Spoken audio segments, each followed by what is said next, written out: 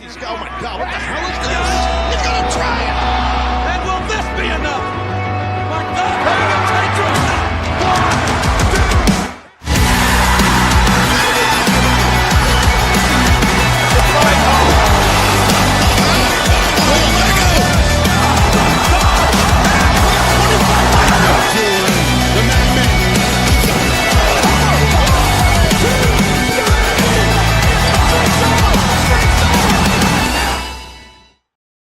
What's up, everyone? Welcome back to another episode of Ruckus Wrastlin. I am Josh, alongside my tag team partner in this journey, Justin Toner. How are we doing today, sir? I'm doing good, sir, despite what happened last night, and I not want to talk about it.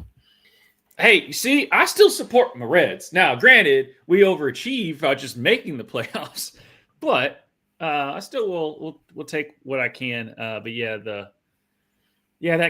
those damn Canadians. Even though they're not actually Canadians all Canadians on the team, but the Canadian-based franchise. I mean, I'm not complaining about it. You know, it's like it's just that it sucks when your team loses. That's all, and yes, especially when they get outplayed.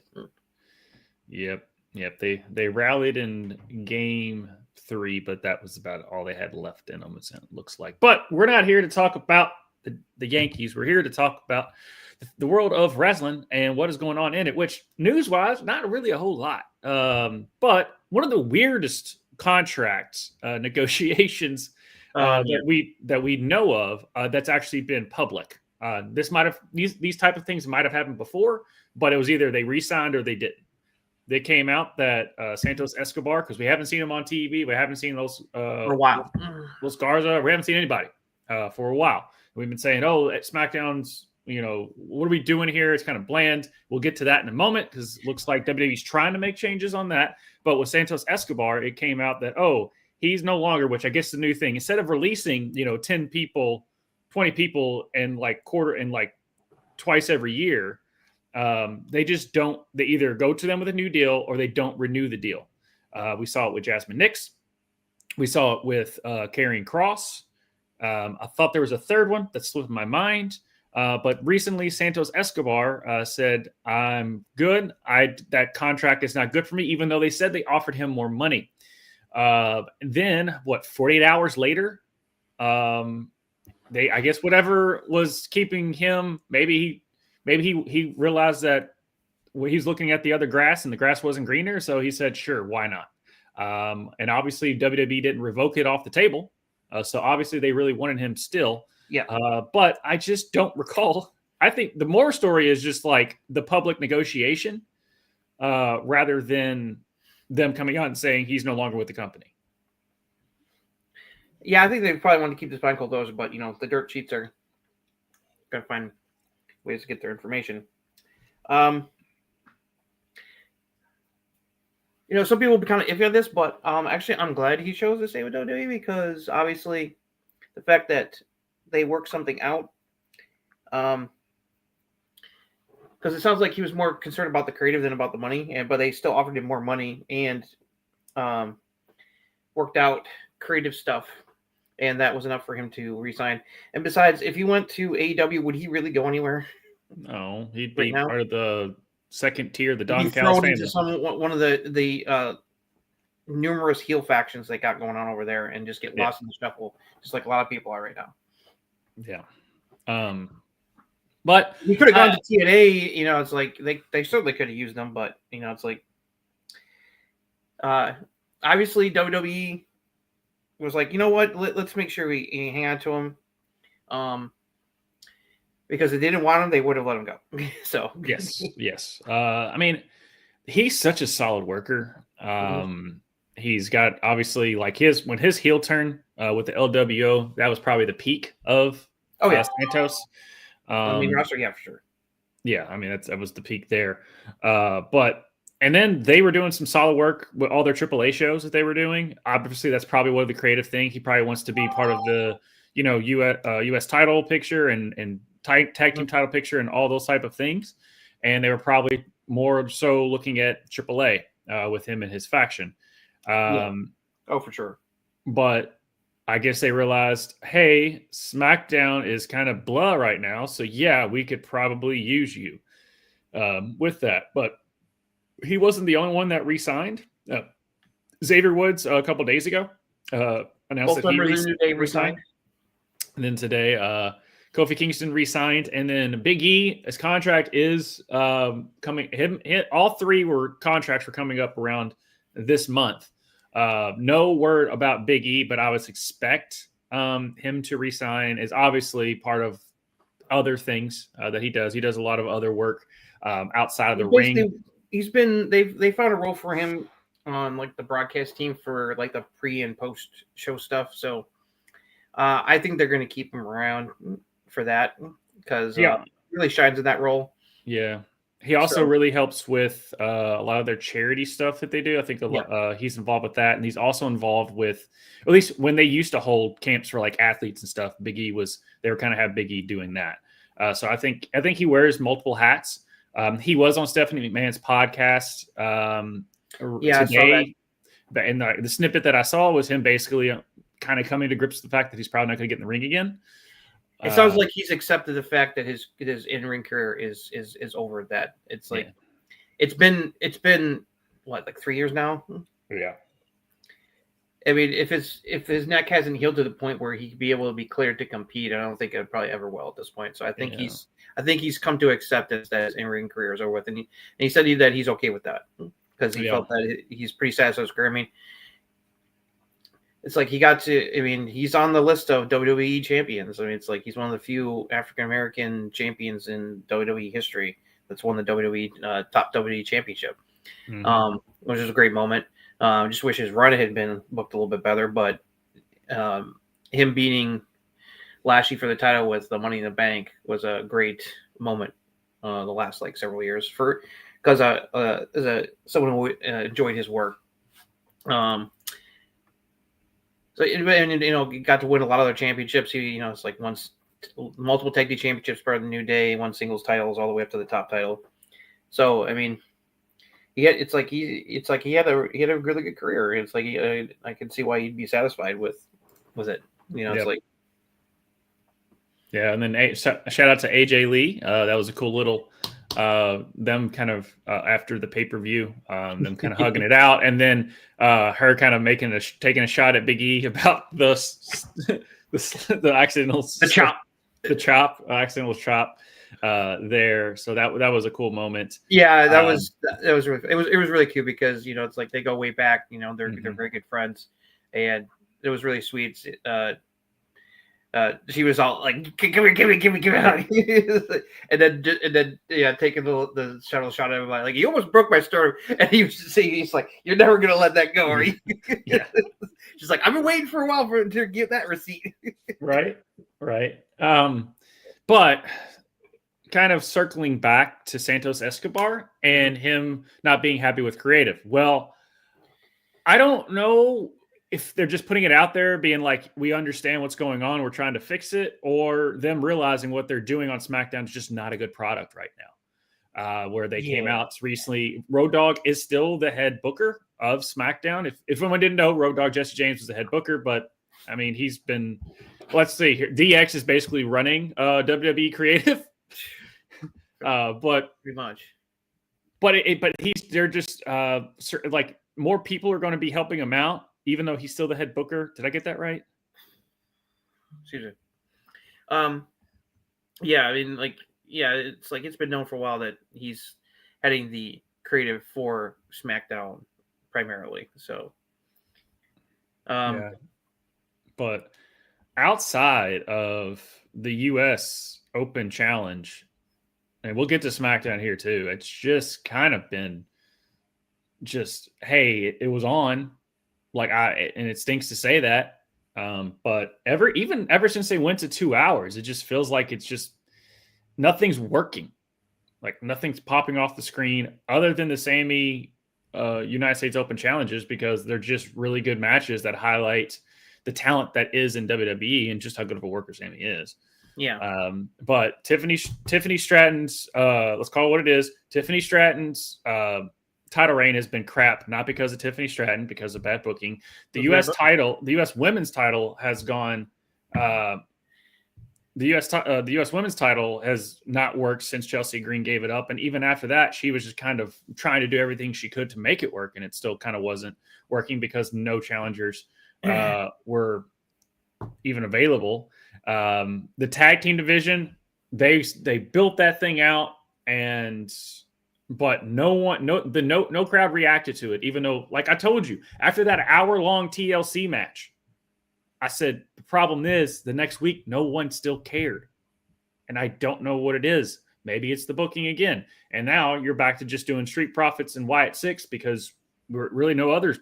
I used to have Motor City, DIY, Pretty Deadly, Aphraxium. Really, they've really booked those four really well, and it's not like they haven't been highlighted. It's just they're not getting over with the fans, other than because it's like, you know, it's like one of the problems. It's a combination of the fact that a lot of the booking has been piss poor, and the SmackDown roster compared to both Raw and NXT is quite thin. Yeah. And that's, you know, that's due to a lot of factors, and, you know, some of them injury related, some not. It's like they've stacked up a lot of like great women's talent on Raw compared to SmackDown. And, you know, even if Bianca was still there, there'd still be short change when it comes to both the top card and the mid card right now. Yeah. On the women's side. I don't know the tag division is become a mess because they put the titles in the Wyatt Six, and now a lot of the teams they're focusing more on the profits, and so therefore DIY and the Machine Guns are left to be doing other work. Like from what I've heard, they're working like NXT stuff, like house shows and stuff right now, because they don't have anything creative for them on the SmackDown show, which is stupid. So when it comes to SmackDown, the only saving grace lately has been Sami Zayn's U.S. Open Challenge. It's like, and then every time Alexa and Charlotte are on screen, like, they're entertaining. Like, I do look forward to their stuff. Yeah. Even though they can only do the, hey, we're friends, but we're not friends. You know, to a point. Like, it's good, but then it's going to get started and it's going to start. Well, it's like it's like, you know, it's like they're gelling as a team, but they're still like not all like yeah we're best friends now kind of thing yet. So like they're still playing with that a little bit. Yeah. But it's not like they don't get along. It's just that they're still the it's like, oh, you know, it's like we're a team, but I'm still keeping your arms light kind of thing, and that's fine for now. I mean, we'll see what happens. You know, you have a problem when I care of the women's tag teams. I care more about Zara and Sol Roka's situation more than I care about the women's tag champions. Yeah. I mean, I'm just saying it. Once you took the titles off of Roxanne and Raquel, it went to crap. There's no bias in that opinion at all. Right. And the problem is, like, you know, the lack of teams and booking. You know, they need to reshuffle without doing a dumb draft. I'm glad they didn't even call that. They need to call up finally people, the other YouTubers out there, wrestling YouTubers, are starting to put out stuff of, you know, Obafemi, Ethan, Sol Roka, Jade Parker. Yeah, they really need to call some people up from NXT soon for SmackDown. They need a serious like infusion of talent from NXT. Those people need to be called up before Blake and before Jordan. I mean, I think there's a reason why we've seen a lot of Sol Worker, Zarya, and Javon on SmackDown. Yeah, they're teasing calling them up to the main roster. Which brings speaking about Javon, apparently Sean put his neck out during Javon's tryout. And because everyone else was just like, no, he's too young, he's too thin, you know, everything that you can think of. And Sean was like, no, I can work with that. Yeah. Once again, showing that Sean has a great eye for talent and really puts in the effort to make sure that people he thinks are going to be something come in. Like, I'll keep saying it. I will. It's like I will love him forever because he was the difference maker in getting Stephanie McMahon to sign to WWE. And where's that rocket located now? Is it just past Mars? Yeah, and look where she is now. Yeah. What she's accomplished in her first year. It's crazy. Yeah. And it's only going to keep going up from here. So it's like, and that was because of Sean personally reaching out to her to convince her to sign. Yeah, for sure. And she adores him. I mean, did you see the video where she pulled him out of Gorilla to come do a photo shoot with her? Yeah. Yeah. And he was like, I can't say no to you. I can't say no to you. Yeah. Yeah. He's definitely Booker of the Year by far right now. She's spoken very glowingly of the support that Sean has given her and what he's taught her. You know, it's like, so Sean is doing good work down in NXT. Yeah. And I just still think about Sean's first guy was Adam Cole. Like that was Sean's guy. And that was still when Triple H was the head booker, but every time they would talk about, and he would always just say Shawn Michaels. Like, yes, Triple H also helped me, but Shawn Michaels. And I mean, you see a lot of Shawn Michaels in Adam Cole, not just kind of the shorter stature look, but just in their match quality that they would do, and much less the personalities and all of that. So, it's things about Adam, but Sean is just on a heater right now. There was a little bit of a mist on that heater when we get to NXT Showdown, just in my opinion, but we'll get to that in a second. Any other news that you can think of? Oh, AJ Styles said there's no amount of money Saudi can pay me to do another match with John after this one. I know some people say never, but when it comes to what he said about him and Cena, I believe it. Yeah. We'll get to our preview. But honestly, do they want to have a situation like the DX versus Brothers Destruction disaster match that happened in Saudi several years ago? Yeah. Like, no, thank you. Yeah. Well, I mean, it did take half the year for John to finally get his ring legs under him. Yeah, between that and also the Goldberg match, Taker is definitely never going to come out of retirement again, even for Saudi. Yeah, for sure. No, he's not gonna risk embarrassing himself again like that. No. All right, you ready for SmackDown? Yeah, let's talk SmackDown. Okay. Well, we have already kind of talked a little bit about it, and they're creative because they need it. The show opened with a verbal face-off in the ring between Cody Rhodes and Randy Orton against The Vision, with Paul Heyman previewing the main event. Sami Zayn defeated Aleister Black to retain the United States Championship thanks to a distraction from Damian Priest, who laid Black out on the announce desk with a razor's edge after the match. Carmelo Hayes tried to answer the open challenge, but The Miz turned on him and laid him out with the skull-crushing finale. By the entrance, this allowed Black to answer it instead. Excuse me. So Roca and Zarya defeated Chelsea Green and Alba Fire. In the ring, Nick Aldis oversaw the Women's Crown Jewel Championship contract signing between Tiffany Stratton and Stephanie Fakir. Words were exchanged over who would win. They signed and shook hands. As Tiffany went to leave, she was attacked from behind by Women's U.S. Champion Julia and Kiana James. James tried to recruit Stephanie to join forces with them. Tiffany attacked for payback, and her and Stephanie fought off the heels, clearing the ring. This set up a tag match for next week. Ray Phoenix and Javon Evans defeated Los Garza. In the main event, The Vision defeated Cody Rhodes and Randy Orton thanks to Seth Rollins showing up and hitting the stomp on Orton while the ref was distracted. Reed then hit the tsunami on Orton for the win. As the heels went to leave, Seth was looking to go after Cody Heyman and told him not to, but he went to attack Cody anyway, and Cody got the upper hand and hit him with the crossroads. Seth rolled out of the ring while Cody stood tall to end the show. It was fine. Yeah, fine. Like, it wasn't. Everything was. I mean, the Sami Zayn stuff is still the best. Carmelo Hayes, and they're featuring Carmelo Hayes. He put him in a storyline that I care about. I'll give that an up. Not to quote Simon Miller. All the good Cody and Seth stuff happens on Raw. That's the issue with this.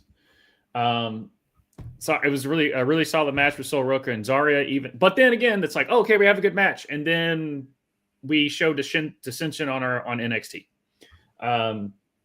But what did you think about your girl Julia being involved? It's better than not being used at all. And I always love it when Julia and Stephanie get to interact. So that's always a plus. Yeah, I was hoping for a little bit more to like. Even the commentary was like they could have said something about how the background of Julia and Stephanie. Yeah, I was disappointed Cole and Wade didn't bring up the history between Stephanie and Julia. It's so easy to get over.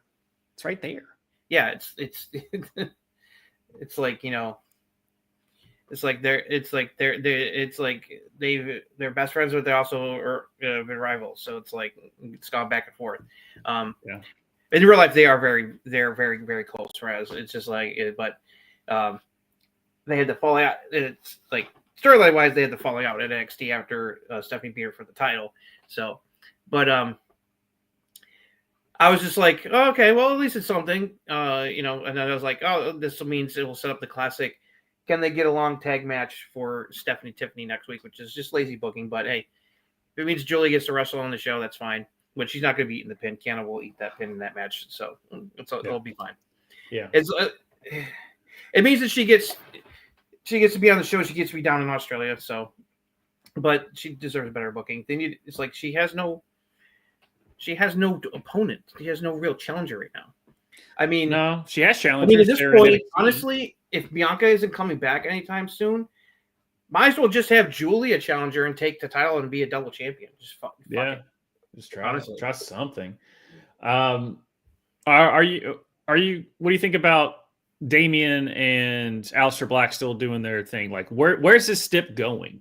Just try to add intrigue because I'm kind of like okay with. I'm not really into it, but if I think Last Man Standing feels like they want to try to, they're just going to they're trying to get this feud over with. Okay. To me. Okay. Which I like both guys, so I'm you know, it's like I think it's been fine. It hasn't like lit like they're like my world on fire, but they're both very good wrestlers, and so I'm sure it's going to be a fun match tomorrow on SmackDown. Yeah. Honestly, the thing that I'm most intrigued for, which would surprise you that really wasn't featured on this show, is Jacob Fatu and McIntyre. Like that whole pairing, I really want to see if they book it well. On that, I mean, they really should have them like Rusev and Sheamus, of them just like every backstage segment is just them coming into fold, just still throwing punch at each other, trying to break them up. On that, so yeah, on the Alice on Jacob Fatu and McIntyre. Yeah, I'm looking forward to that. I like the little promo video from Jacob. You know, it's like that's a good thing. It feels like all these vignettes for Solo and company is setting up the return of your boy, Tama Tonga. Because he's talking about something's missing. So right. I think that's what I think it's the return of Tama. Yeah, and then Tama could do the whole. I'm not totally back. I don't know yet. And then you got another solid tag team again for the tag team division. Which with the God. Yeah, for sure. They need to. Is it because he's old, or they don't know what to do with him? Because Jeff Cobb is awesome, and he's just sitting there. I don't know. I think they're trying to figure out what to do with this faction, because they've done him and Cody to death, so he can't really challenge Cody for the title. So it's kind of like they need to figure out what to do with them as far as like what they're going to do on the show. I mean, he was just recently U.S. champion, so it's like it feels like that they're kind of like a whole pattern to like they wanted just to at least feature them on TV to kind of like okay, understand the group kind of thing, you know, give them TV time, and I think they're waiting for Tam to come back, and then they got something in mind because because these vignettes feel like they're definitely leading to something. We'll just have to see what it is. They're gonna feud with the Wyatt Six. Let's just call a spade a spade. Most likely is what I would assume. Over the tag titles, which I'm fine with because No, actually, that makes me see how bland can you make this, because you could go so many different directions with those two groups, and I feel like it's going to be exactly just low hanging fruit booking, because the Profits are not winning the titles back. I think they're going to fail, and that's going to finally actually cause the split to happen. Giff is finally going to get his push Montez forward as a singles guy. It's finally going to happen. Speaking about pushing, I alluded to it earlier, Carmelo Hayes. They are really investing in this in Carmelo Hayes. And despite not getting that much reaction, he's been getting reactions at other places, so I wasn't worried about that. They believe in him as a babyface, so it's like hopefully this will lead to good things for him, and hopefully eventually singles gold. I mean, really hopefully he can eventually win the U.S. title. Let him have a run with that. Yeah. Oh no, I feel like the company is behind Carmelo, and he's getting enough reaction to where people and you knew the Miz was going to turn on him, but he also went against Miz. They're going to have a match. Yada yada yada. Yep. But it just, I think Carmelo, since his main roster debut, this thing with the Miz and just how he's presented and people getting behind him in the Sami Zayn match, this is you've got to grab onto that rocket ship, dude. You've got to grab onto it. Yeah. They're trying to help it, and we know he's got it. Yeah. So, but speaking about a bright future, Ray Phoenix and Javon Evans versus Los Garza was fun as hell. Yep. Yeah, it was. Yeah. So how'd you like the overbooking of that tag team match at the end? It went down exactly what I was expecting. I figured Seth would show up and shenanigans would happen. And it made sense. It's like they're really pushing that Cody right now has gotten into Seth's head, and it's like it's like if Seth doesn't win this match, it's like it's gonna throw everything out of whack. So, which is fine because Seth should be winning this match. So, no, and that's like I was saying earlier, the best Cody and Seth stuff is happening on Raw. As far as that now. It's the fact that they're separating between two shows. So I don't know how. I really can't judge the Cody Seth stuff because it happens on both shows. So I can't sit there like, oh, it was so good on SmackDown was so good because of this. I'm like, that's a intertwining storyline between two shows. So it's hard for me to sit there and say, oh, this booking was good. That booking's done. Like it's across the board. It doesn't count. Cancel each other out. But I am enjoying what they're doing with the Cody and Seth stuff. I'm enjoying this Cody and Seth feud more than I've enjoyed whatever CM Punk and Seth did up until AJ Lee came back for like the past 3 months. Yeah. Because that was all just, it was like, we got it. We get it. Let's go do something. Because it was the same 50-50. It was like 100. It wasn't even 50-50. The 50-50 booking has been insane for the past couple months when it comes to the main event. Okay. Hey, Braun, do this. Hey, Braun, do this. Hey, Braun, go out there and do the same shit. Yeah. Thankfully, things have been changing on Raw for the better lately. And we'll get to that in a second. The best storyline on WWE is happening on Raw, and it's not the men. Yep. So it was an okay show. Yeah. It's better than it was lately because it's like it's usually been pretty shitty. So yeah. But yeah, they really need to they need to come up with better storylines, and they need to call some people for NXT to fill in the gaps because it's like the lack of depth. Yeah. Especially in the women's division is really noticeable right now. And injuries don't help. I mean, like Piper Niven's also out, besides Bianca. So it's like we can't keep doing Tiffany doing the same freaking dance. And it's like it's like we have no idea when Bianca's going to be back because of the her broken finger not healing properly, where she can't bend it. So yeah. Last thing, I guess we can go on NXT, but I was listening to Wrestle Talk, kind of going over some of the things, and one of the guys typically doesn't cover NXT because they're over in England, so there are time differences. So if he doesn't have to cover, he's going to be asleep. So he finally watched NXT, and he was just saying, okay, Sol Roca is different. And I was like, yep. He said, yeah, the move's kind of corny, like as far as like actual, like, is that really like, do you flip for no reason? All that stuff. But he was like, everything about her screams superstar. And I was like, yeah, we've been saying that ever since I remember. Go back in this show a year ago, or right about a year ago, and remember me saying I'm nervous, and you're like, why? I said Sol Roca is going to catch Roxanne pretty quick, and she's been nothing but great since. And then Zarya, I thought she'd be a little bit higher on the card, but. They've been doing the slow burn with Zarya, and I think it's worked out for a benefit. Yeah.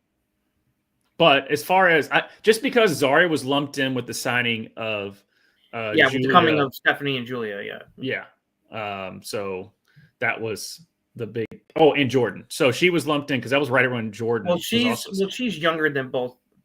Stephanie and Julia had the advantage of lots of experience elsewhere, so they're not like rookies. Where like Zarya is young. Yes, she was working in Australia, but she's still relatively young. She's in her early 20s. So, like, Stephanie and Julia are in their late 20s or beginning of their 30s. So it's like they're ahead. They're already ahead of the curve anyway. NXT was just a temporary pit stop for the two of them before they went to the main roster. Yep. And Jordan stayed a little bit longer, but they do need her on the main roster, but don't take me away from this feud. Just take Blake Monroe and Jordan. Well, I think I think the Jordan Blake feud is over because I know she's going after Sol. Yeah, but we're getting that's tune in a little bit later, guys. We'll go over it. But Sol and Zarya on this show, and it just made me remember that she's. Well, they're definitely setting up them.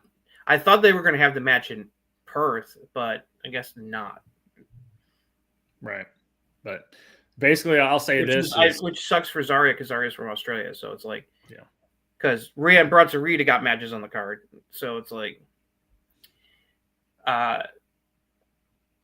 because I thought they would set up a match for them. If not on the PLE, it would be on SmackDown in Perth, which airs. It's like it's going to air tape delay, but you could watch it live on Netflix internationally at 8 a.m. tomorrow morning due to the time difference. Right. Eastern time, that is. So it's like I'll know what happened on SmackDown by the time I take my lunch break tomorrow morning. Yeah.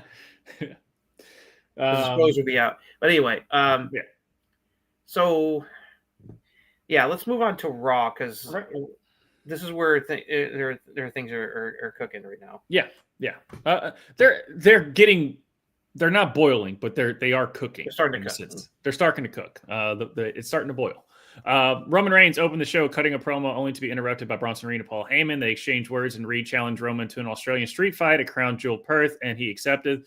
The two got into a brawl at ringside, and officials had to separate them. Maxine Dupree defeated Becky Lynch. We will get to that one, and all positive on that. Roxanne Perez defeated Lyra Valkyria. So this show is just hitting on all cylinders. We got a promo segment with CM Punk, LA Knight, Jay, and Jimmy Uso in the ring with Punk. Knight and Jay all arguing over who gets the next world title shot against Seth Rollins. It led to a fight between everyone setting up the main event tag match. Kairi Sane defeated Io Sky, and the Kabuki Warriors laid her out after the match since Rio was already in Australia promoting the PLE. AJ Styles, Penta, and Dragon Lee defeated the Judgment Day in a 6-man tag match. In the main event, CM Punk and LA Knight defeated the Usos when after Punk hit the GTS on Jay, LA Knight tagged himself in and pinned him to win the match. After the match, LA Knight smiled in the aisle at Punk in the ring. Punk was not thrilled as Raw came to an end. All right. Where do you want to start? Let's start with the big shocker with Maxine Dupree beating Becky Lynch by countout because the fast countout, not because of the result, but because of how this match was booked, which was fantastic. This is the best match Maxine has wrestled in her WWE career so far. Mm-hmm. And then number 3, she was over with the fans, and they were rooting for her to win the match, and they popped big time when she won by count out. Yeah. And for anyone sit there and say Becky, it's because of Becky because she carried her. I obviously most of the time, yes, but you're not totally 100% correct in the sense that Becky has had terrible matches in the past 6 months. Okay, the one with Brie Bella didn't work, and the last match with Laura Valkyria. But she's had some bangers. Like the first 2 matches she had with Lyra were fantastic. Yeah. The SummerSlam match, not so much. I'm just saying that it does take 2 to tango. Yeah. And we all remember how bad Maxine has looked in the past. Yes. And how green she is. I've heard she's been putting in the work, and it definitely shows. Yeah. Because, I mean, there's times where it's like it wasn't perfect, but she was pulling off some moves pretty well that I've never seen her pull off before. And the fans were getting behind her, and that's all you can ask for as a babyface. So this is a huge win for booking wise for both her and of course she's not going to beat Becky for the title. I think this is just a stepping stone to Becky versus AJ, because the only reason that her and Maxine had this match was because Maxine taunted her about AJ making her tap out at WrestlePalooza, which pissed Becky off. Yeah. And I love when she keeps bitching about Jessica Carr. It's like, it's like Jessica Carr's out to get her. Oh, well, Jessica Carr did have one of the fastest countouts I've seen in a wrestling show. I mean, it was like 9, 10. Like, you remember the 1. I like that Seth and Heyman just let Becky just rant and vent and not say anything. Just like, nope, just let her vent. Mm-hmm. So I think they're gonna have another match, and this will lead to AJ returning, and that will set up. I would expect a title match, probably at Survivor Series, between them. Guys, Roxanne won a match. Woo! It didn't happen. It finally happened. That being said, what are we doing? It feels like it's leading them to doing a tag match, and I think Bayley's going to go back to more of her heel side and probably attack Lyra, and we'll have like a proper feud between them. Yeah. And there was, those one of those tweets that sit there and say the company has big plans for X, and then maybe something happens and then doesn't. But that was about Lyra Valkyria today. They have big plans for Lyra Valkyria, which I understand it because she's like, she's there. She was the inaugural Women's Intercontinental Champion. She had the high profile feud with Becky with the title. Now she's in this major storyline involving Bayley. So you can see that high just like the it's like I know people understandably it's like like Roxanne has taken some lumps lately, but she's being featured on TV every fucking week. So it's like it that says a lot. I mean, it's like if they weren't like it's like they weren't high on her, she would be in catering, right? Not on TV. So it was nice to see her. Yes, it was nice to hear what it made sense just to further things to where it's I think it's more like right now it's like because of the Jekyll and Hyde stuff with Bayley she's still acting like a babyface, but also at the same time being a little more like aggressive heelish, and she's like no, we gotta go kick their ass to get payback, and that's exactly what they did. They fucking attacked Raquel backstage, right? When Roxanne was around and Roxanne showed up, and it turned into another huge brawl. So, the opening pro segment was fine. Set up a match for Crown Jewel. We'll get into that. What should happen in the predictions for Crown Jewel. I will say this about. They acted like Roman didn't beat Bronson Reed the last time which he did. He did. So that's why he should be winning this match this time. No, I'm just saying. Yeah. But the way the promo was, it was acting like Roman. Never at one point Roman was like, "I already beat you," and that would have just killed it. Mm-hmm. That would have killed it because like they're coming out like you feel. And plus, also Roman was telling the Usos, "Don't worry, I won't need your help. I got this." Right. So which I'm hoping Bronson. We'll get to our the whole face off in the ring between Punk, LA Knight, and Jey Uso, and then Jimmy get involved. I thought was well done. Yeah, I like that. It's like these guys they're like, even though the Seth and Cody thing is happening right now because of Crown Jewel, they're all want Seth. They want the title, which makes sense because they all have beef. It's like, Jay wants the title back again. Punk still feel, rightly, understandably that, the cash in, he got fucked over by the cash in after he beat Gunther at SummerSlam. And of course, LA Knight was like, "Hey, you guys have lost against Seth lately. And he hasn't beaten me yet. It's like, where's my title shot?" Yeah.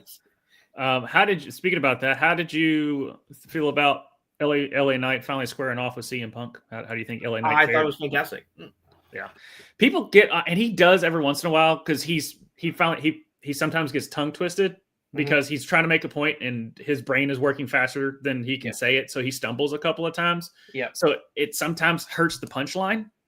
But man, when it lands, it lands. Yeah. But CM Punk just nonchalantly, I've already won a title, or when's the last time you won a title, or something like that. Yeah, they were trading some good shots. They were back and forth, it was great. And I just love when Punk gets aspirated, where he's just like when then Jimmy J come out, he's just like, "Oh God, he's like, give me a break." Yeah. But yeah, the Jimmy. I love that Jimmy's trying to keep Jay from going off half cocked, but it's not working, and so then he has to back up his brother. It's like yeah. And I'm into the point now where it's like, dang, it's just I am Godfather Part 3, man, with the bloodline stuff. Just when you thought I was out, they pull me back in, doing the same crap, and I sit here and hate watch it because I'm enjoying it, and I'm tired of the fact that the things that I'm still most intrigued at is a storyline that's been going on for 6 years.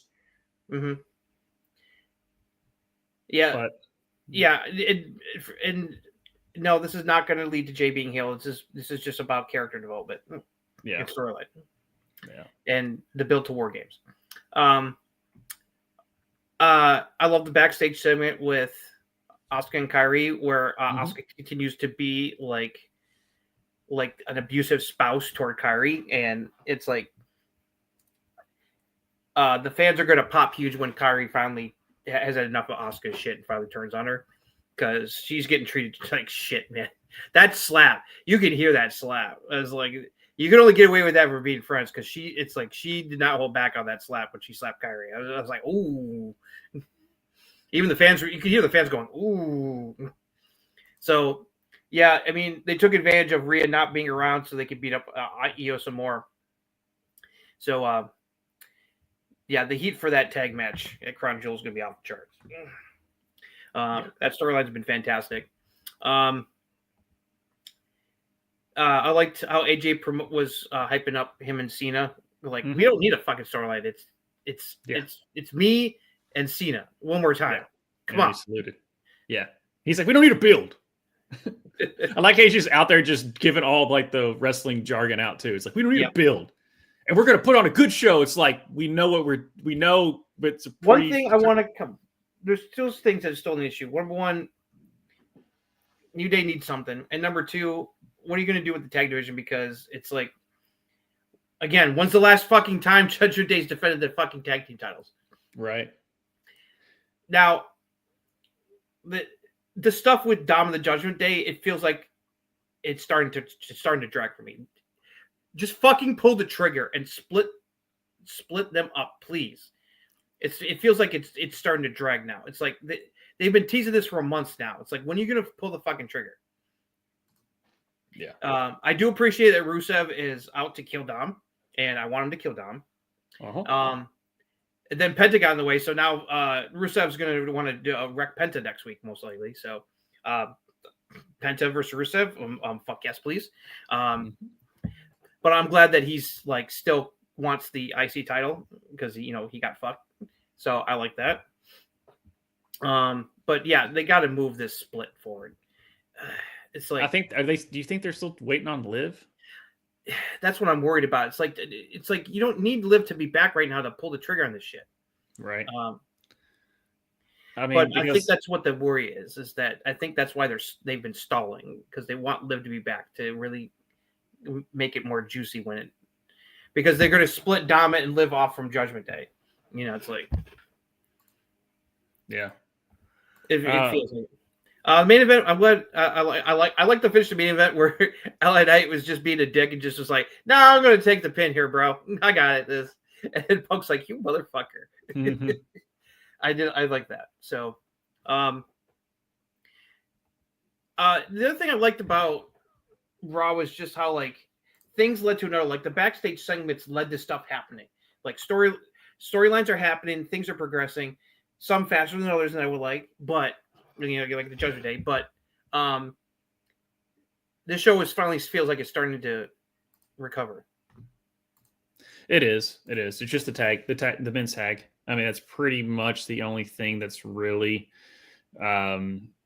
suffering, because as long as Dirty Dom has the Intercontinental Championship, it's still going to be intriguing because he can always get a reaction. It's not as stale of what's going on with the women's. I wish I had access to the Twitch chat, because we got these bots keep showing up in the Twitch chat. I wish I could nuke them right now. It's all right. I hate that shit. Anyway. Oh shit! I was trying to get it out of the way. Okay, go ahead. So, yeah, no. This is Raw has been getting better and better lately, and I am grateful. Yes. Yeah. It's doing pretty well. Let me see. Anything else about Raw before we move on to? I had a point, but no. Oh yes. Paul Heyman to Seth Rollins. If you don't win this match, yeah, I like that. And him just while Becky's like screaming and Seth is still just staring at the watch the whole time. Like, this is the character work that we were wanting Seth when he did this thing with Heyman. Instead of coming out and being, I am a visionary with Paul Heyman. Yeah. I am a revolutionary with Bronson Reed. Like, he's still doing the same. He was still doing the same stuff, just with other people around him. Ever since with the Cody thing and with the whole Brock Lesnar thing, and just them putting that little thing, at least it does something to where Seth is so mentally just stressed, I guess one would say. So I did find that really, really good. I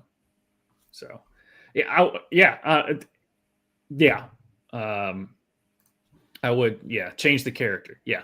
I mean, Seth needs a character change because he's been the same guy, just evil, but he's been the same guy. And he just needs a different way about it. But yeah, no, I enjoyed that backstage segment. I thought it was really intriguing stuff by just Seth and not needing Cody to do it.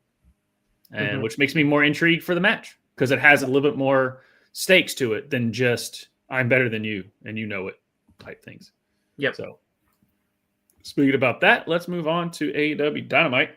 The show opened with a face-off in the ring between Hangman Page and Samoa Joe. Words were exchanged to hype up the World Championship match at Wrestle Dream. John Moxley defeated Ishii. The Hurt Syndicate defeated Ricochet, Khan, and Toa Leona in a six-man street fight. Actually, the winner was the table because it just did not want to break. Jurassic Express defeated KM and Orion. The Young Bucks attacked them after the match and laid them out. They challenged them to a match at Wrestle Dream, and it was later made official. Kyle Fletcher defeated Kyle O'Reilly to retain the TNT Championship. The family attacked the conglomeration after the match, but Mark Briscoe made the save and had a stare down with Fletcher, setting up a TNT title match between them for the pay-per-view. Mercedes Moné defeated Lacey Lane to retain the TBS Championship. The Don Callis family of Takeshita and Okada defeated Rodito in a double Jeopardy elimination match and thus earned a shot at the tag team titles against Rodito at Wrestle Dream. Main event, Orange Cassidy defeated Pac thanks to some help from Darby Allin. After the match, Darby fought off an attack from Pac with some mace.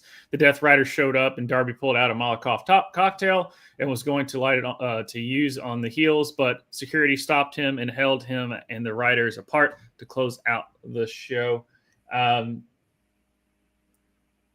No, I've really forgot what I was going to say. But I'll kick things off by saying I thought whereas Raw has been better, I feel Dynamite has just been getting worse. If you want to compare the two shows from Tuesday night, the NXT versus TNA Showdown blew the show out of the fucking water. Mm-hmm. As far as entertainment value. You didn't like the Molotov cocktail? It's like I'm just not that invested. It's the same old stuff. It's like Darius a fucking pyromaniac. What news at 11? As much as I appreciate, it's just that yes, they're setting up matches for the pay-per-view, but there's just so much of. It's like I'm just not invested. Yeah, it's like there's a lot of just a lot of like, what's the right word? Too much predictability. Yeah, because look, Samoa Joe and Hangman did a fine enough job with the promo work to set up the pay-per-view, and the that opening segment was fine. But it's really contrived that all of a sudden now Samoa Joe has a problem with Hangman, and then contradicts himself where he's talking about like he doesn't think that Hangman's a worthy champion. Then why'd you help him win the championship in the first place? It's like it's like he contradicts himself in the same promo. So that it just feels like it's just like they need to come up with some kind of excuse to have him have a match. It's like, yes, the match is fine, but it feels really contrived. Yeah. But I commend the promo work from Hangman and Samoa Joe in this segment to hype up the match. Yeah. They did their job. It's just getting there was kind of weird. So it's convoluted. Yeah. You didn't like you didn't like when the champions got pinned, so the guys that beat the champions could earn a title shot for the champions? Exactly, Giff. It's a placeholder feud. It's very obvious it's a placeholder feud because MJF is off TV filming another movie, and they don't have another real heel challenger. No. And this is not entirely a booking problem. Some of their best guys are on the shelf right now. Mm-hmm. Ospreay's out. Swerve is out. Wardlow's out. Again. I wouldn't be surprised if it's the main event. Honestly, the I Quit match. Yeah. So it's like there's a real lack of good heel challengers. I mean, that's why they fucking had the TNT champion Kyle Fletcher challenge him last time. And so it's like, it feels like TK is scrambling to find opponents for Hangman because he doesn't want MJF to take the title from him just yet. Okada's right there. Okada is right there. Yeah. Well, I think they're obviously setting up Takeshita splitting for the family and then feuding with Okada. I know. And also, but still. Which he should be Okada for the fucking title. Okada's right there. Right. If Okada wasn't fucking... That's why I think you do the feud with Takeshita, have Takeshita take the unified title from him, and then have Okada go after the main title. Yeah. I agree with that. Being the main dude for the Don Callis family. Yeah. Also, speaking about the Don Callis family, and I said it earlier, then we got off track. What is one of my biggest pet peeves in booking? Mm-hmm. You beat the champions. Congratulations. You get a shot at the championship. Uh-huh. I've never understood that. If they face the champions, it's for the championship. There's no other way around it. Right. And plus, they're not going to win because the very obvious storyline is the problems brewing between Okada and Takeshita that's going to blow up in the family's face. Right. Because they're not going to win this tag match, and Takeshita and Okada are finally going to come to blows, and Callis is going to side with Okada, and Takeshita is going to get kicked out of the family and go babyface. Mm-hmm. I will say, though, I think it was on Collision, because those two kind of blend sometimes. The Tony Storm and Chris Statlander laying down in the ring, kind of like head to head. I wish that had been on Dynamite because that's what I'm saying, because that was really good. That's why I was going to give a shout out. Good. That was one of the best things that's been on Collision lately, because usually Collision is like a nothing burger. Yeah, that was really cool. That was well done. Really? Stuff with Tony Storm is well done? Who knew? Yeah. Although this should have been a one-on-one to begin with, previously, I'm glad they're just doing it now. That's one of the few matches I am invested in, and actually the build has been good. And it's okay. Yeah, I'm just wondering, like, okay, where is the feud between the Hurt Syndicate and Ricochet and Company going next? I don't know. Blood and guts. Well, the women are getting blood and guts. I don't know what we're going to get in men's. They'll probably find a way to contrive that. Bobby Lashley ain't going to do a blood and guts. No, he's not. But they definitely want to be like, they're, seeing, that WWE has had women's war games for a long time now, that they're finally going to do a women's blood and guts match. But at least this is justified because of some of the feuds going on, so it'll be interesting to see who else gets involved in it, because it feels like most likely you got the triangle, and they'll probably throw in Megan Bayne and Penelope Ford against the babyfaces. So it'll be Jamie Hayter, Queen Arminata, Willow. Who else would they recruit? I guess maybe Statlander and Tony. Yeah, because it's going to be Thekla and all them, probably, right? That's what I'm at.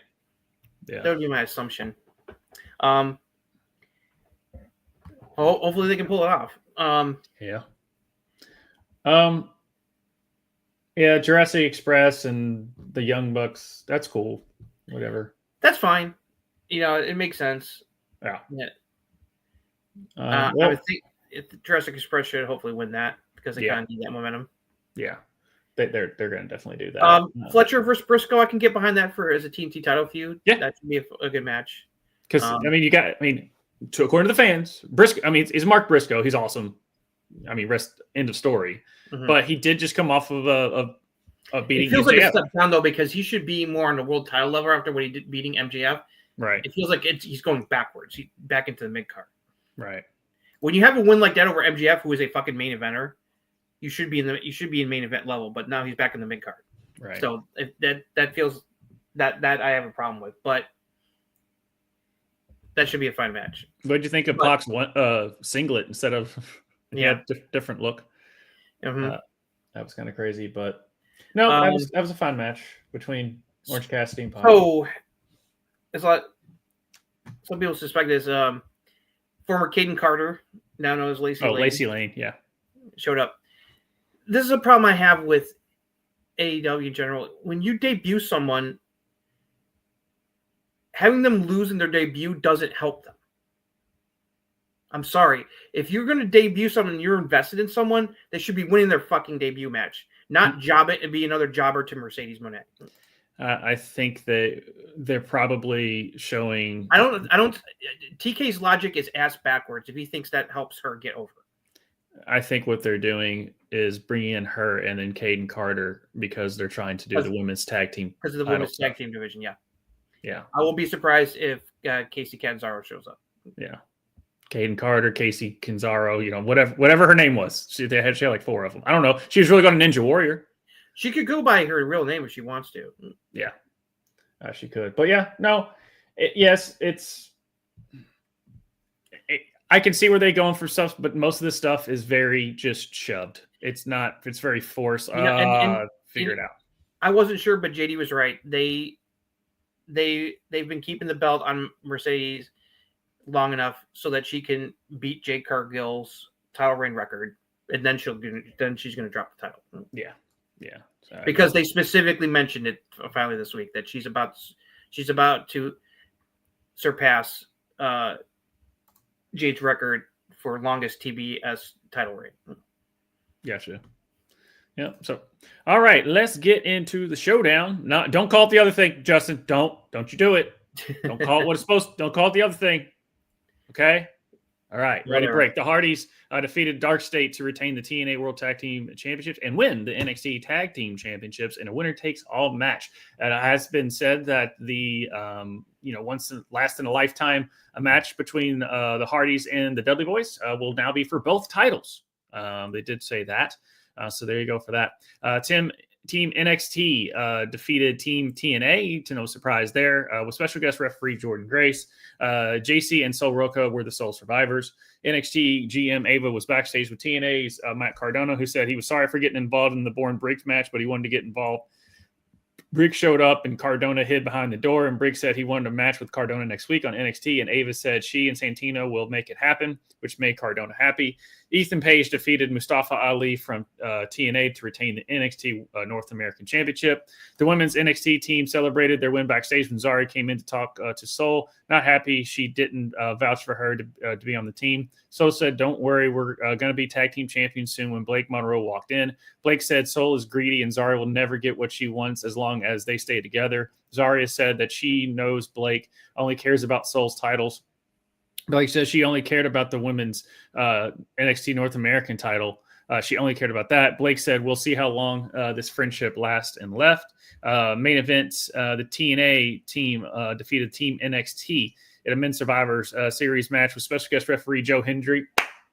It was 2-4 in favor of TNA when Trick walked out on Ricky, leaving him all alone against Team TNA. Ricky eliminated Kazarian and Slater, but eventually Santana and Moose wore him down with the finishers, and Santana pinned him to win the match with Santana and Moose, the sole survivors. Ava and Santino were shown in the back, saying it was a great night for both brands, and Ava offered for TNA women to participate in a battle royal next week to determine who will face JC Jane for the NXT Women's Championship at Halloween Havoc. Santino accepted, and they shook hands to end the show. So I did find it kind of odd that it was like, okay, that happened. We're good. Bye-bye. Like, yeah, what? Yeah, okay, all right. We've settled our beef. Everything's cool now. No, a little bit contrived, but it's like, okay, I guess they just don't want things to get any more too heated. I mean, they're still going to be doing the crossover stuff's still not over with yet, but right. But on the positive side, TNA got some big wins on the show, which they needed, including the main event. So it was good for TNA. They need some big wins, and finally, TNA wrestlers won NXT Gold. That was needed. So happy for the Hardys. Yeah, but it's like, I know they're on the TNA brand, but it's the Hardys. So, very. But they did spend, Jeff spent a lot of years in TNA. So Matt and Jeff did spend a lot of years in TNA. So I will say that. But it is nice to see them get one more run, although the match was clunky, dude. Which one? The tag team match was clunky. I didn't think it was that clunky. If you want to talk about clunkiness, it was the Women's Survivor Series match that was clunky. Yes, that too. Kalani like just went down with the Soul Snatcher. Like she barely got there. Yeah, and the less said about Mara's moonsault, the better. I thought the tag match opening was fine. The crowd was hot for it. They fucking love the Hardys. Mm-hmm. They pop big for the win, even though they're not technically they're not WWE wrestlers currently, but they're always going to be WWE is always going to be their home. So it's like not surprised at the love they got from the fans. So now they get to be double belted. So that's like now they can add something else to their Hall of Fame resume. So they hold tag team titles in both TNA and WWE right now. So cool for them. The women's NXT team won the Survivor Series match like I thought they would, because the talent power was so lopsided it wasn't even funny. I thought it's like the Iconics came out to their old NXT theme. Yeah, even the inspiration came out to their old Iconics theme. Yeah, I'm like, is this a TNA? Is this even TNA? Like 90, it was like all WWE stuff, which I understand, but hold on a second. I'm gonna be right back. Okay, I'll vamp. All right. While he does that, yes, I know. Oh, that is not what. Yeah, let me get up. Come on. All right, good. We'll just do that. There we go. There's me. All right. So while Justin takes care of some stuff, I thought it was there were some botches there in the Hardy Boys match, and Justin's back. Okay. Sorry about that. You're good. All right. So you were saying about even though she got eliminated, Lil Vice got to shine. She took out the Iconics all by herself, one after the other. So she got to look strong. It was more miscommunication with JC, kind of like setting things up that things are not over between them. I did laugh that JC, like LA Knight, stole the glory from Sol Ruca to get the win. And I love how Sol was just like, well, JC's like celebrating with her that Team NXT won. I love how Sol's like, this is really awkward. I don't like this, but I'm glad we won, but this is not right. And damn, is Jada Parker over? Yes, she is. Yeah. I mean, I think she's going to be the main roster before she wins the title. I would like to see her win the title before she leaves, but it feels like she's just about ready for a call up, honestly. But yeah. I would like to see her have gold on her race before she does, but I don't know if that's going to happen. I think we'll get a clear picture of who's going to win the Battle Royal next week to get JC at Halloween Havoc. There's a couple options, so we'll see what happens. Even though TNA women are going to be in it, I don't see a TNA woman winning it. I think it's just for crossover appeal. The Matt Cardona bit was funny. Yeah. It's like he got what he wanted. Yeah. I'm looking forward to that with Josh Briggs, just to see if Matt could help get something. That next thing that I was complaining about Josh Briggs. So I'm interested on that. Yeah. And the match of the night for either. This was a match of the week. Yeah, no. Ethan Page and Mustafa Ali fucking cooked. They cooked. That was my favorite match of all the wrestling that I watched this week. That was my favorite. There were some brutal spots in that match too. Oh, dude, Mustafa went flying. Yeah, Mustafa was going all out in this match, man. Yeah, and I love how the him getting tied up in the headset cord, and that led to and Page took advantage of that to get the win. That was really clever. I was like, Team TNA winning the men's Survivor Series match was the right call because they needed a big win like that. I was very interesting booking how that happened because they're definitely setting up Trick versus Ricky because Santana's taking that belt off of him this weekend at Bound for Glory. So, yeah, I just didn't like the fact that they booked Ricky so much stronger than pretty much all of TNA. I mean, I know that's typically how you do it for a babyface, right? Like the John Cena. There's not 4-on-1. You could say that if he won the match all by himself, 4 against 1, he didn't. Right. The two these Moose. He got to shine for a bit, but I appreciate that even though as great as Ricky is, that they showed that yes, he's great, but it's like the numbers and the game caught up to him and they wore him out. Yeah, and it was the Trick Williams situation. So yes, Trick. I was wondering what was going to happen with Trick. I had a feeling he might walk out. I thought it would be earlier, but not like that. And I was just like, oh shit, Ricky's all alone against Team TNA. So I was like, well, I was wondering like how many eliminations he's going to get. It's like, well, he got to take out 2 guys before he went down. So but it was respect. Santana gave Ricky respect on social media afterwards. Yeah. Do you think Santana should have won it at Slammiversary? Yes, I think he should have. It was in New York. He should have. He's going to win. They're going to rectify it by having him win this weekend. Yeah, it was the same thing when Joe Hendry. They were exactly. They should have pulled the trigger earlier. TNA has been hesitant to pull the trigger when they really should have. They wait a little bit too longer than they should. Like they did with Joe Hendry. I mean, they eventually rectified it, and he got to have that run with the title, which is great. But they should have had Santana win at Slammiversary in New York. Yeah. Sure on that. But he's going to win this weekend. They're finally going to take the belt trip because it's very clear they're setting up Trick and Ricky feuding over the NXT title with what he did in this match. Ricky's going to get his pay. Ricky's going to want to kill him now. Yeah. The quick shout out to Joe Hendry doing everything with nothing. When he caught Kazarian's feet on the ropes, and he just kind of stands up, and Kazarian looks at him. He just does that grin, that shit-eating grin. Yeah. That he can pull off and being like, can't do it against me. Ha I don't know why I just did the haha thing. Now I feel bad for myself. Anyway, but yeah, that was Jordan, and it's like, hey, we have to do Jordan and Joe somewhere.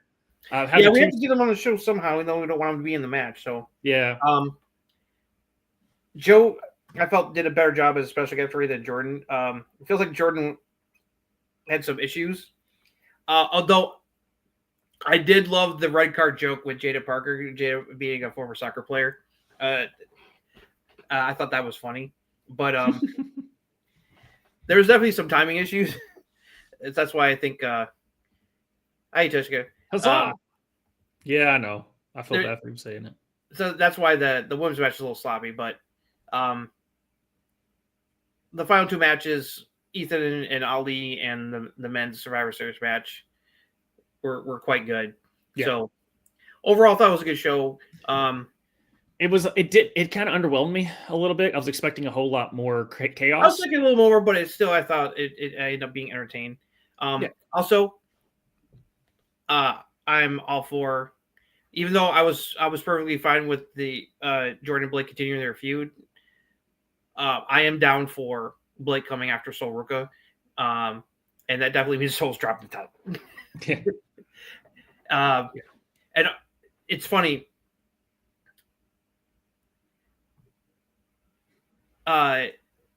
Blake was interviewed by Bubba Ray for Bust Open. I like how he always gives the girls like the Dudley glasses, like Stephanie wore which was appropriate for Blake because she dressed up with that Dudley Boys tribute for the cage match against Jordan, and he asked her about that. It's like, was that on purpose? And she's like, yes. I didn't want it. She's like, I didn't want to make it too obvious. I'd like on the nose, but it's like she's like, yes, it was a nod to you, not to you and Devon. Yeah, I guess with Blake, kind of going back, just speaking on Blake. What I was meant to say was that in that interview, Blake specifically said that one of the people that she's wanted to work with the most in NXT is Sol. Yeah. Okay. I haven't gone and actually watched the interview. So now them setting that up in this week's episode, a few between them, makes perfect sense now. Mm-hmm. She says that was one of the people she was most excited to work with when she came to NXT. Because she feels like Sol is like a perfect babyface for to play off her heel work. Yeah, and she can also play the devil on Zaria's shoulder. Yep, too. She's gonna help cause the she's gonna help move the split along. Sol's ready to be called up, so give the title to Blake, have Blake win it, and have Zarya accidentally play a hand in that, and that will help cause the split and the turn to happen. So, but I'm all for it. I was like, yeah, I'm down with Blake and Sol feuding over the North American title. So, because if they want to give the main title to another babyface, it makes sense that they can give Blake a belt to start with. I mean, Stephanie started out with the North American title before she moved to the NXT title. So, it's like, there's nothing wrong with that. So I was like, okay. Oh, okay. So I guess Jordan and Blake is over, but all right. I'm down with Blake coming after Sol. That should be fun. So I'm looking forward to that. But yeah, overall it was an enjoyable show. Yeah. I do wish it would have been had a little more oomph to it, but it was still entertaining. Yeah. Who do you think is winning the Battle Royal? Jada Parker? There's only 3 options I can see winning. Jada, Lola to get her rematch, or Jordan. Yeah. Pretty much. That's kind of where I'm at there. Those are my top 3 picks to win the Battle Royal next week. Either one, I could see any one of them winning it. And so, but I'd be shocked if it was somebody else. I mean, it makes Lash Legend, maybe. I don't know if it's like she just lost to Jay, so I don't know if they're gonna push her to that level just yet. They're definitely putting her up there. Those are my top 3 picks to win. You can make a case for any one of them, but we just see who wins. I'd be shocked if it was somebody else though, because it's made it clear that things between her and Lola aren't over. So, right. Plus Lola, even though she lost, she's still like very up there with the fans with Jada. Yeah, and plus, even though she got eliminated. She took out like half of Team TNA on her own. It's like so. She got to look really good. And so did Jada, even though Jada got taken out. So we shall see. There's possibilities. Yep, there definitely is. Anything else on NXT before we go over the match card for Perth? Nope. Thumbs up for the TNA NXT showdown. Yeah, we know what you did, guys. And lastly, it was just nice to see the Survivor Series matches back. Yeah, I know that was definitely something finally back to that, and it actually had stakes and not just you're on one show and you just got to that show, but now you hate that other show. It made sense for what was going on between the brands. It was more, but this is for like bragging rights and right. And it was nice that things evened out. It was a 2-2 split, so TNA got to look good. And the matches went like we thought too. Yeah. If we go back to our prediction, I called it exactly. I was like, the people I thought were going to win these matches did, and I thought that in each one I thought was the right call. Yep. All right. Do you have the card pulled up, or do you need me to? Yes, for Crown Jewel. Yeah. So right now we still only have 5 matches. It's like you can give us more than 5 matches, Triple H, for the love of God. So as of now, unless they add something at the last minute on SmackDown tomorrow, we've got 5 matches for Crown Jewel Saturday morning. It's going to be an early start time because of the time difference. So for me on the West Coast, not bad. Still early, but not bad. 8 a.m. Eastern time. If you're all the way out on the West Coast, it's going to suck to be you. That means that the show's going to start at 5 a.m. Pacific time. Yeah. 7 a.m. for you. Mine starts at 7. Yeah. I'll already be up. I won't be watching it, but I'll already be up. Yeah. I'm gonna make sure I'm gonna wake up in time to be able to watch it. I'm gonna have to probably have some coffee while I'm watching it. Because I usually like to sleep in on Saturday because I don't work. So we'll start with the one that was just recently confirmed on this week's episode of Raw. Australian Street Fight. It's just Street Fight. They just love to add a hyperbole. They love to add like X Street Fight. It depends on where they are. Chicago Street Fight, Atlanta Street Fight, New York Street Fight. It's an Australian Street Fight. Yeah. Bronson Reed, Roman Reigns. Bronson Reed needs to win this fucking match. Bronson Reed needs to win this match. Because the whole thing of he lost at SummerSlam. He needs to beat Roman if he wants. And he'll tell he told the Usos, "Don't worry, I can do this by myself." Yeah, and then Braun Breaker will come out and help Roman. Mm-hmm. Or we might see. I doubt it, but it's probably just going to be they do their thing, and then Braun Breaker helps Bronson Reed win, and then they were like, "Well, where you at?" And then that could go the whole Jay gets mad at. Roman gets mad at Jay, and then Jay goes back and blah, blah, blah, blah. Look out for me. You can do that. You can also introduce a new member to Vision. I doubt that's going to happen, but that's always at least intriguing. But Bronson Reed should win this match. Can't discount a Brock Lesnar appearance here or showing up for Cody Seth to help set up Brock, helping them out of War Games. But you could also introduce a surprise 4th member. It's certainly a possibility. But no, Bronson Reed needs to win this match. The Vision needs to have a clean sweep at the show if you want to give them momentum going into War Games. Mm-hmm. That Bronson needs to beat Roman, and then Seth needs to beat Cody. So the Vision is going to look really strong heading into War Games, where the babyface are like, okay, we gotta put aside our shit together and knock the Vision down a peg, because it's like they're racking up wins left and right, and we're leaving. With the War Games right now, the baby faces be Cody, Randy, Roman, CM Punk, Jay. I see Punk, Roman, unless maybe LA Knight could get involved. I could see Punk, Roman, LA Knight, Cody or Cena being involved. Depends on if they go 4 or 5. It's like there's a it's like we'll see. But yeah, all right. So we're agreeing on that. So he should win. It's like it would be stupid if Roman wins, because then it's like then he can't lose. That would hurt Bronson if he loses to Roman twice in a row. Yes. Then we got one of the most anticipated matches on the show, thanks to the storyline build for it. Rhea Ripley, Io Sky joining forces against the Kabuki Warriors, Asuka and Kairi. I think the Kabuki Warriors should win this match. You think so? I think the Bayface is going to win this match just because of what happened this week. Yes, but I just don't, because of what happened, but then you just immediately bury Kabuki Warriors when you just built them up as a very, very compatible force. I'm fine if they win. I just think just knowing WWE, they're probably going to have the Bayfaces win, but it would be surprised if the heels win this match. Either way, this match is going to fucking cook. Yeah, no, it's going to be great. I enjoy the hell out of it, but I just feel like there's once the Kabuki Warriors lose to Rhea and Io, where do they go with it? Yeah, that's a fair point.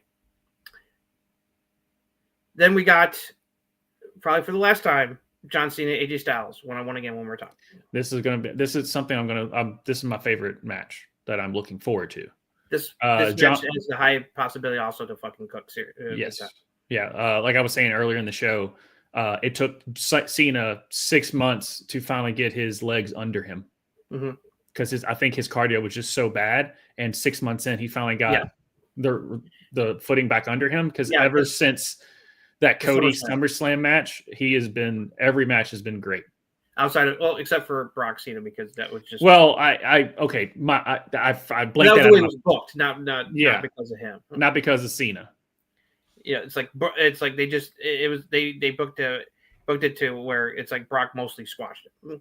Yeah, so which I didn't agree with, but that's why I don't count that as far as Cena being do you bad. Think Cena's got this one? Yeah, probably. I think Cena wants AJ to win, just to put him over one last time, but they both have kind of gotten both over on each other. So in the past, so I think they'll probably end up having Cena take that match. Especially after, it'd be weird to have him have 2 back-to-back L's, especially after when he got wrecked by Brock at WrestlePalooza. Yeah. I think they'll give him a rebound win over AJ, but it'll still be a fucking awesome match. I'm going to give it the over under 7 minute. Those two sitting in the ring, hugging it out, standing ovation. Yeah. Type thing. Yeah. The crowd is going to be very hyped for that match. Yeah. So. All right. Now, we're going to get to the big crown jewel matches. Now, despite, these are chamber matches where it's only just bragging rights over the stupid crown jewel championship. Both matches, I think, will also be quite good. For the women, we've got Women's World Champion Stephanie McCurry against WWE Women's Champion Tiffany Stratton. 2 of the best women's wrestlers on the roster facing off. This is going to be fun.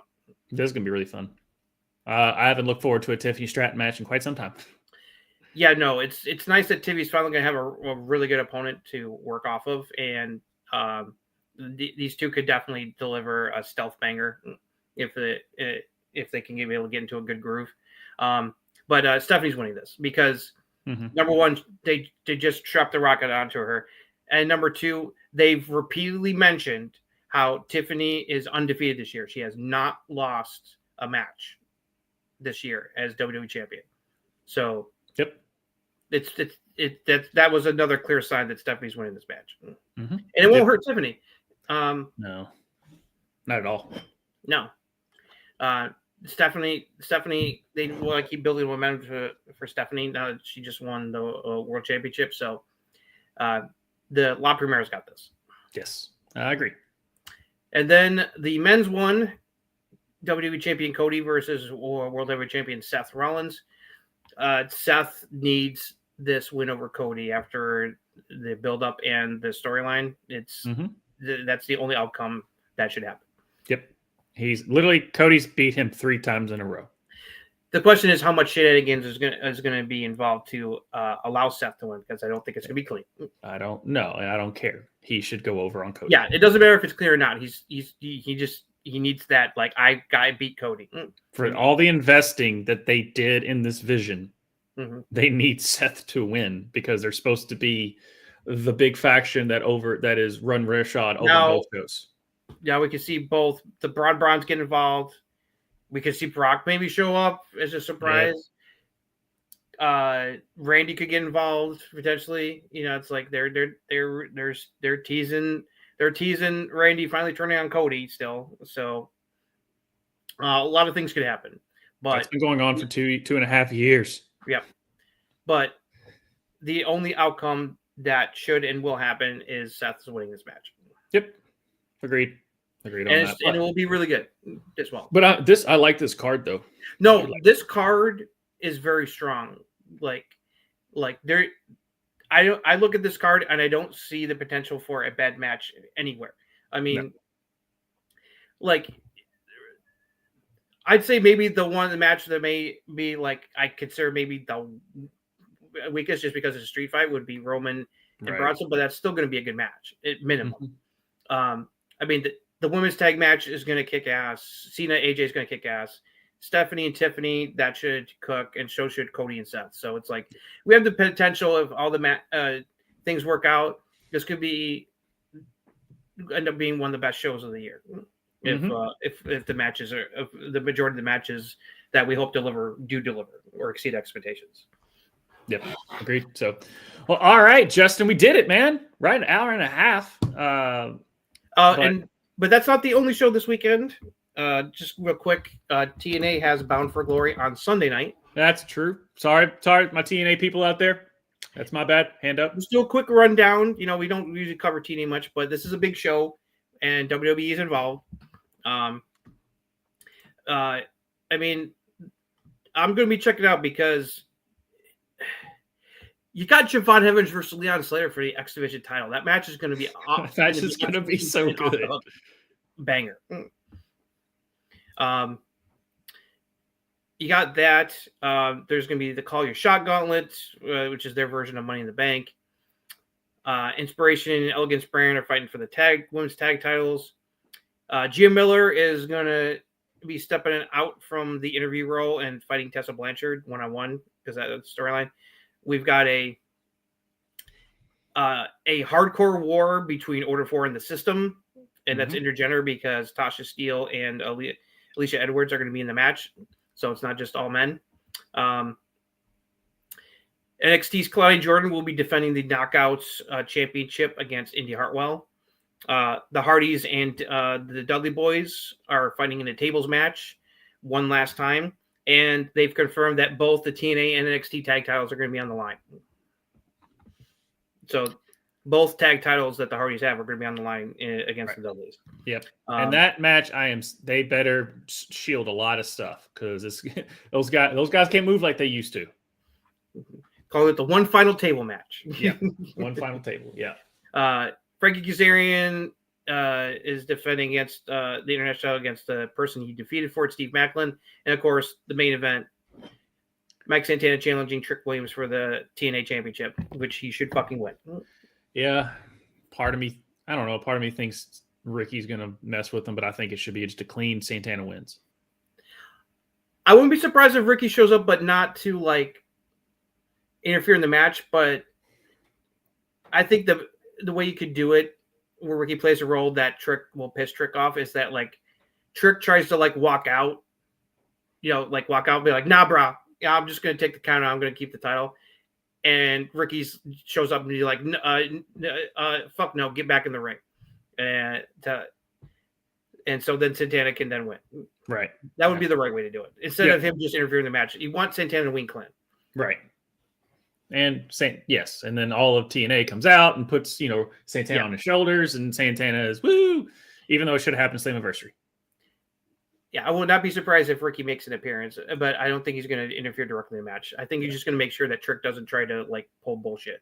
Yeah, but definitely looking forward for Trick screwing him in the Survivor Series match this week. Yep, with you. Ricky Saints is not the person who's going to take that just lying down. No. With what Trick they do. Finally, Ricky is in the place we've been wanting Ricky at. Yep, exactly. Since we got in NXT. And Trick versus Ricky feud now cook. Yes, it will. All right. But yeah, so we got a lot of wrestling over the weekend, but that Perth card looks really, really fun. Yep. And there's definitely some stuff to look forward to for Bound for Glory. I'm not going to miss out on Javon versus Leon Slater. I got to watch that. No, that if Meltzer's going to give that like 27 stars. Yeah. That's one of the most anticipated matches of the weekend is that match. For sure. I just hope they don't do too much. And it becomes guys just sell. And also to borrow a chant that sometimes is very appropriate. Please don't die, guys. Yeah. Please don't die. Don't do anything really stupid. Yeah, for sure. But all right, Justin, that about wraps it up for us. Thank you all so much in the chat as always. GIF, now the Giants, true, they are redeeming MIC 10-point lead going into the fourth quarter. Dart Jid, that's the most looked at blue tint ever because Dart he got hurt. It was only a matter of time. He runs the ball too much. So.